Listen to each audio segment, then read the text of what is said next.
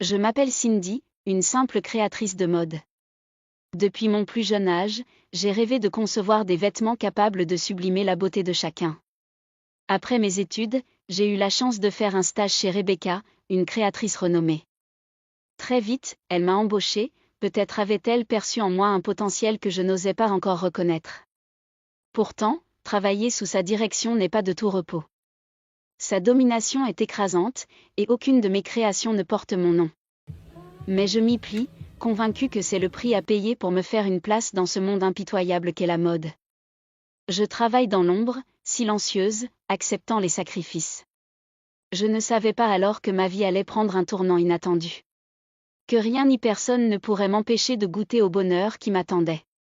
Moi, une fille ordinaire venant d'un quartier modeste, je vais vous raconter mon histoire. Mon témoignage, c'est une lueur d'espoir pour tous ceux qui affrontent des défis et des personnes qui cherchent à les rabaisser. Un jour, alors que je faisais des exercices devant la télé pour me détendre, une annonce a retenu toute mon attention. La prestigieuse famille Hamilton allait organiser une soirée de charité grandiose dans leur palais pour venir en aide aux enfants dans le besoin. Les Hamilton, l'une des familles les plus riches du pays, sont très proches du roi. Et devinez quoi ? Le prince en personne serait présent à cette soirée. Mais ce n'était pas encore la meilleure partie. Lorsque je suis arrivée au travail ce jour-là, ma patronne, Madame Rebecca, m'a fait une annonce incroyable. Notre atelier avait décroché le contrat pour créer toutes les tenues de cet événement royal. Et le plus étonnant ? Elle m'a confié la responsabilité de concevoir tous les vêtements, y compris le costume du prince. J'étais abasourdie. Un mélange d'excitation et de stress m'a envahi. Le délai était ridiculement court, mais je savais que c'était une opportunité unique. Madame Rebecca, pour m'encourager, a même doublé mon salaire pour ce projet. Je n'avais pas le choix, il fallait dire oui et relever ce défi extraordinaire. J'avais présenté à Régis toutes mes nouvelles idées pour les costumes. Il était ébloui par mon travail et approuva tout sans hésiter. Collaborer avec lui était un véritable plaisir. Régis me confiait souvent que Madame Rebecca m'exploitait. Elle s'attribuait tous mes travaux et gardait jalousement les droits de mes dessins. Je n'étais qu'un outil entre ses mains, manipulé à sa convenance. Pourtant, Régis croyait en mon potentiel. Selon lui, j'étais assez talentueuse pour lancer ma propre agence de mode. Il m'assurait même qu'il démissionnerait pour me rejoindre si je trouvais le courage de me lancer. Mais l'idée me terrifiait. L'agence de création de Rebecca était la plus renommée du pays, et j'avais une place dans cet univers d'élite. Je m'accrochais à cet équilibre précaire, bercé par la promesse que Rebecca m'aiderait un jour à créer ma propre marque et que mes œuvres finiraient par être reconnues. Le lendemain, ma patronne, rayonnante d'une joie inhabituelle, me convoqua. Avec un ton hautain, elle m'ordonna de donner le meilleur de moi-même pour les robes qu'elle voulait impeccables. Elle ajouta que je devais également créer une pièce unique pour la fiancée du prince, invitée d'honneur à la soirée. Son excitation était palpable, ce contrat devait être exceptionnellement lucratif. Je n'avais jamais vu Rebecca aussi joviale. Motivée par ce défi, j'entraînais toute l'équipe à viser la perfection. Chaque détail devait être mémorable, sans aucune erreur. Alors que je m'activais dans l'atelier, une scène inattendue se produisit, le prince Richard entra dans la boutique. Je n'en croyais pas mes yeux. C'était la première fois que je le voyais d'aussi près. Et en personne, il était encore plus fascinant que sur les photos. Mon cœur s'emballa. Sa présence, son regard bienveillant. J'étais impressionnée, presque hypnotisée. Il venait voir Madame Rebecca, recommandée par une amie de la famille royale, Gloria, pour la création de son costume.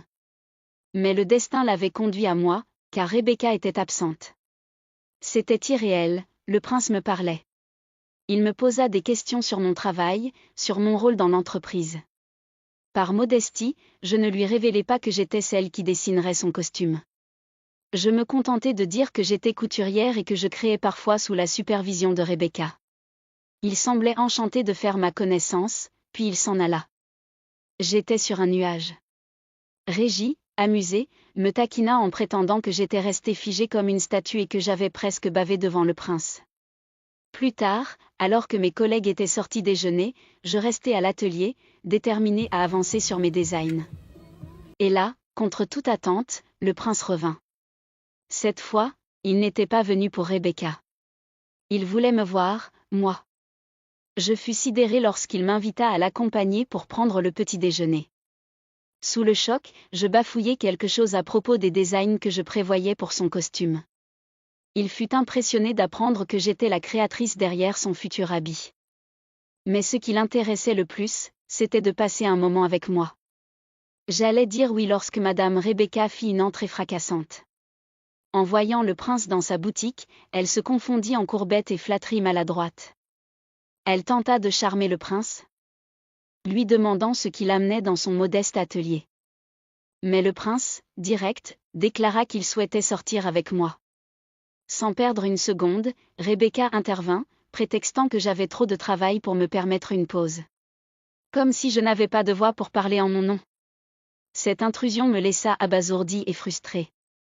Mais au fond de moi, une petite flamme d'espoir s'était allumée, peut-être que ce n'était que le début d'une histoire extraordinaire.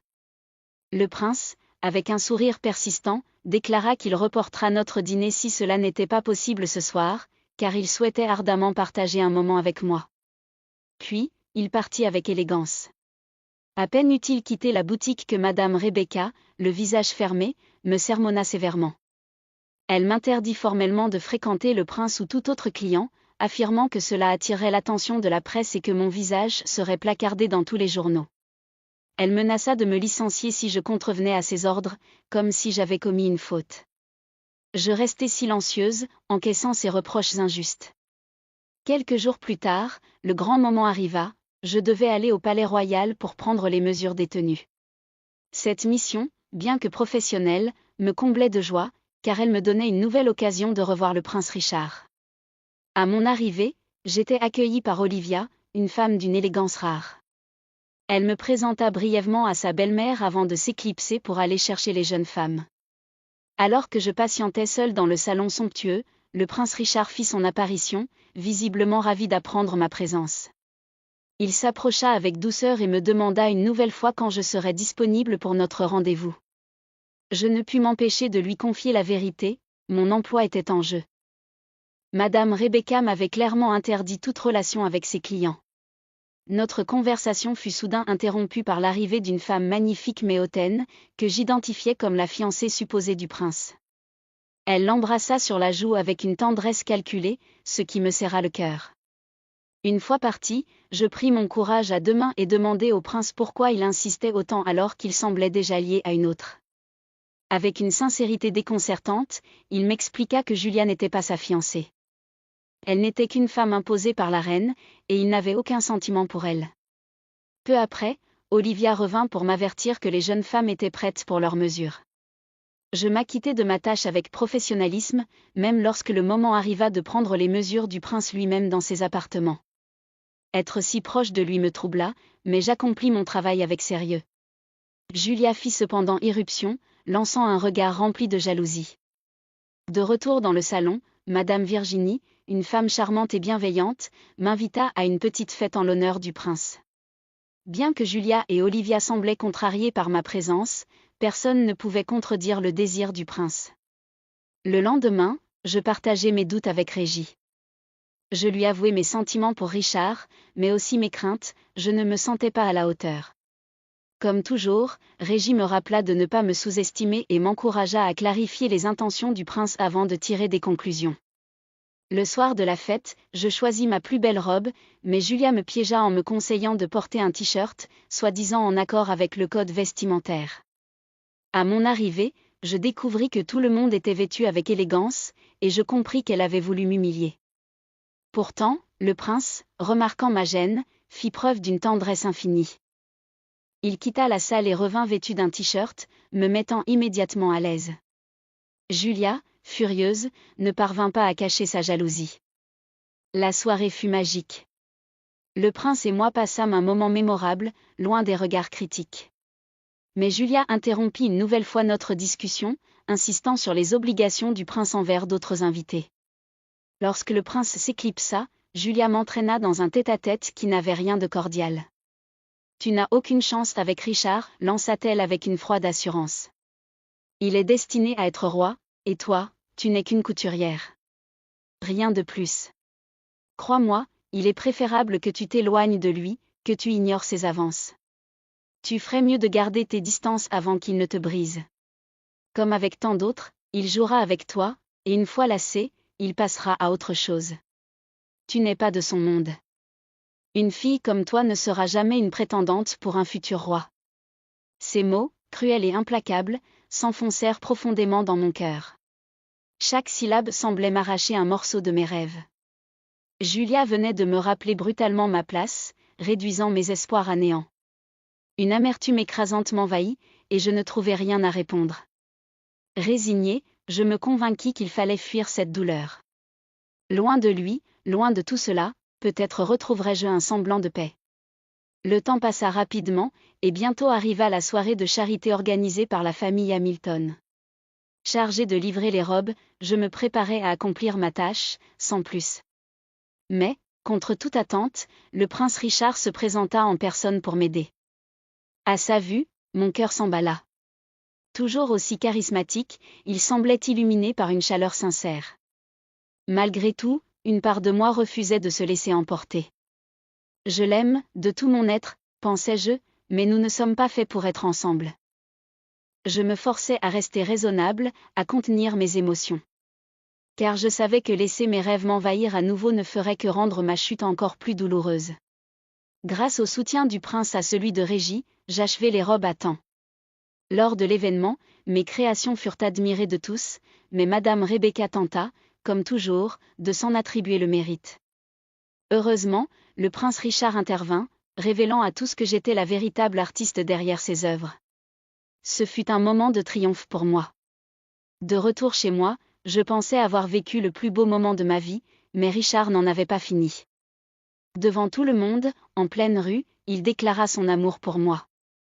Ce soir-là, il me présenta officiellement comme sa prétendante. J'étais bouleversée de joie. Moi, une simple couturière, désormais aux côtés du futur roi.